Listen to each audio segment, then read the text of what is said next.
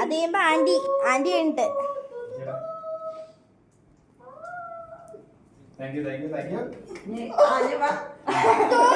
ചെല്ല് അങ്കിളിനും കൂടെ എന്റെ ഇനി അങ്കിളിനുള്ളത് കൊടുക്കാൻ, മകനുള്ളതും കൂടെ കൊടുത്തേക്ക്, ആന്റി തിന്നോളൂ എന്ന്.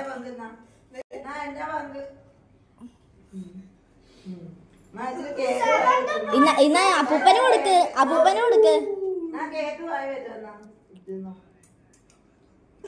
കൊടുക്ക്.